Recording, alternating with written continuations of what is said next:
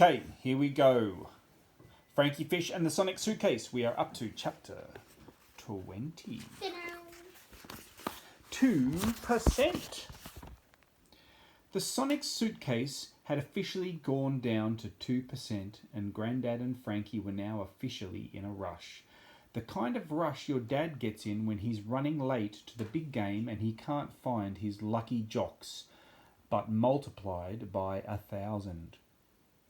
Now, televisions were still pretty new in 1952, but Frankie was confident of finding one. For one thing, they were much harder to hide than 2017 models. They were larger and boxier, with amplifiers, lamps, photoelectric coils, arc lights, transmitters, lenses, and lots of wires.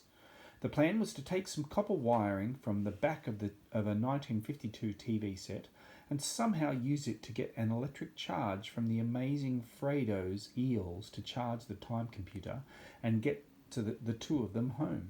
It was crazy, it was brilliant, and there was every chance it wouldn't work. But first things first, the TV. Frankie managed to locate one in a special ward on the top floor of St. Mary's and took some copper wiring out of the back of it.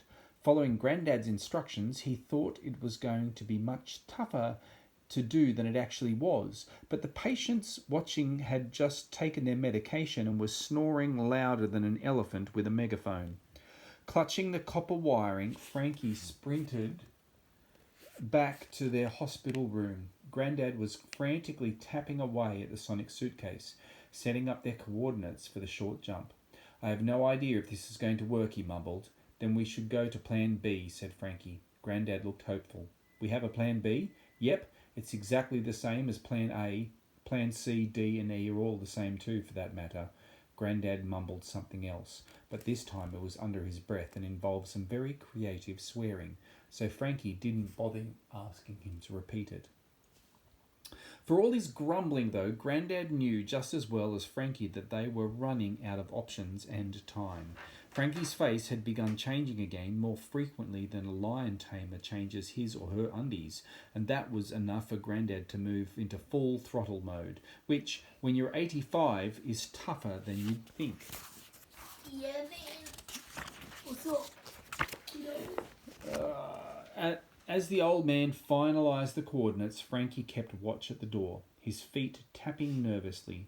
The last thing they needed was for another person to get caught up in their hectic time-warping adventure. He stared through the little window out into the hospital corridor, thoughts stirring in his mind like the soup in Nana Fisher's enormous pot. Then it was Frankie's turn to have serious doubts about plans A, B, C, D, and E. "Grandad," he said worriedly, "what happens if we get to the amazing Fredo and for some reason you haven't asked Nana out? Or maybe you did but she said no, or perhaps she changed her mind about Clancy Fairplay." Frankie's heart was racing. Way too much has changed, so how can we know for sure that everything will return out okay? Grandad stopped typing for a moment and sighed. "It's a fair point, kiddo. If I've learned anything from you today, it's that we can't trust time, and we can't trust that we haven't messed it all up." Frankie waited, unsure whether Grandad had finished making his point, which, if he had finished, seemed a little pointless. Luckily, Grandad went on. "I guess the only thing we can trust is the love between your Grandad and your Nana." This time Frankie didn't reach for a vomit vessel. Deep down he knew it was the only hope they had left. Grandad held out a hand to Frankie. "So come on, let's go see a magic show." With that, and without any certainty... Without any certainty... come on, a page. Without any certainty that 2% battery was enough to get them anywhere, it was time to go.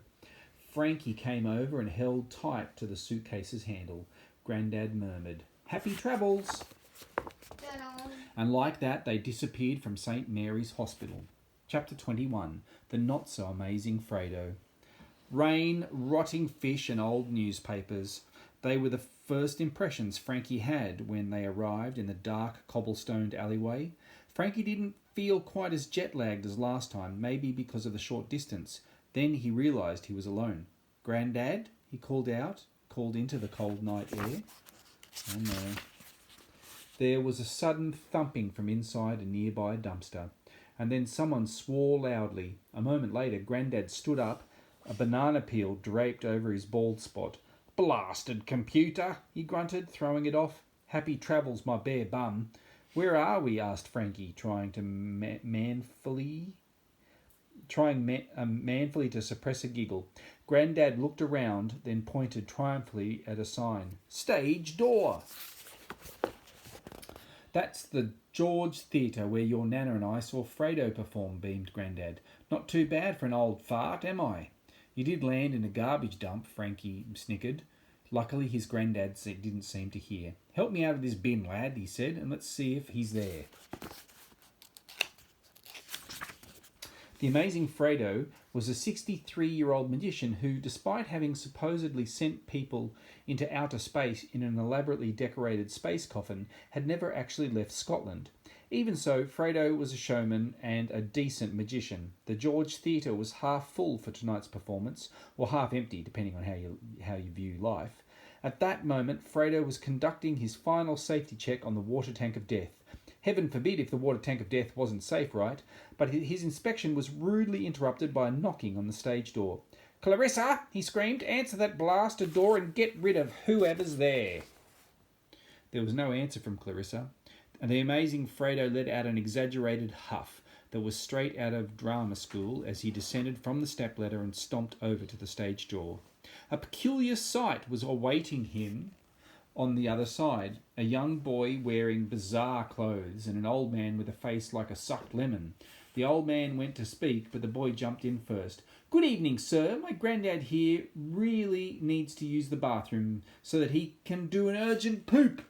Granddad's cheeks immediately turned deep, shiny red. The boy, of course, was Frankie, and inside he was cheering. "Yes, payback!"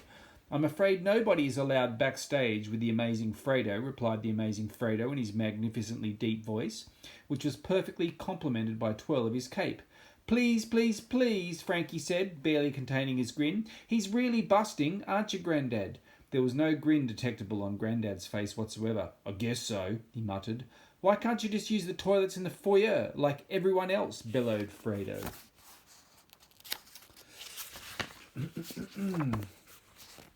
"Please, sir, we are big fans," Frankie pleaded. "We've travelled so far to see you." "How far exactly?" asked Fredo, preening a little. "A whole week," Grandad chimed in, "just to see you."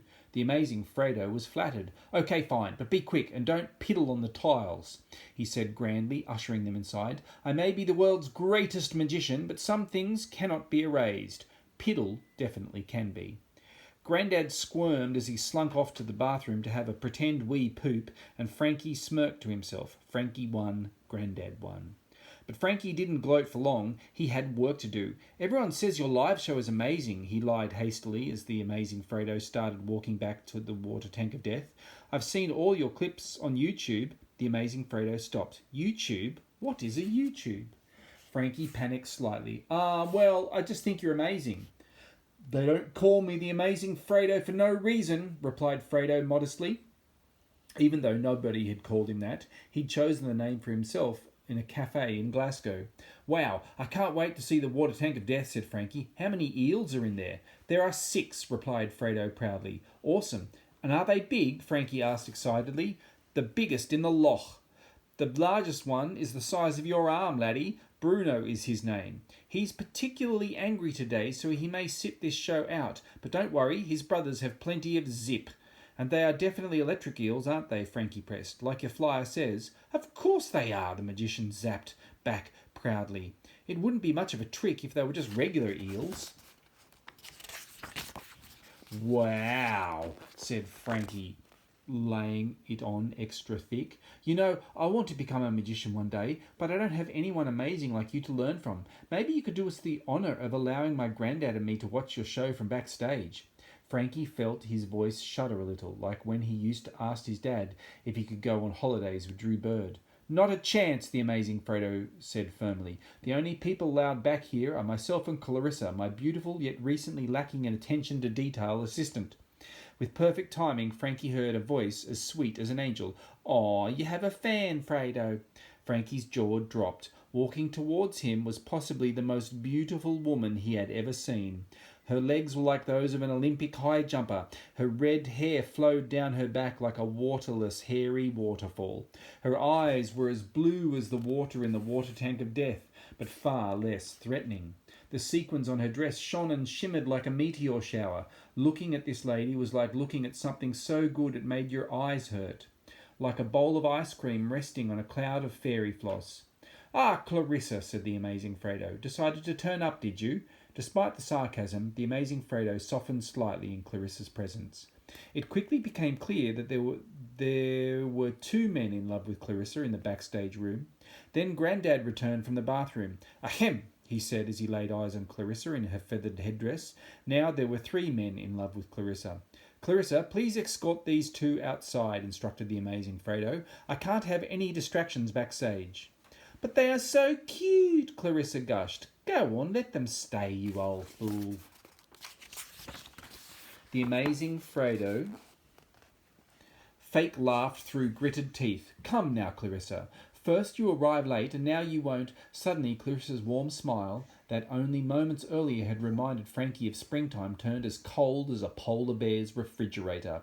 Her eyes bored into Fredo. "The reason I was late, amazing Fredo, is because I was ironing your handkerchiefs."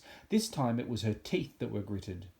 "And unless ironing is a magic trick you want to learn, I suggest you let these two gentlemen stay here for the show." The amazing Fredo paused, obviously weighing up the thought of ironing his own handkerchiefs, then let out the fakest laugh heard this side of 1952.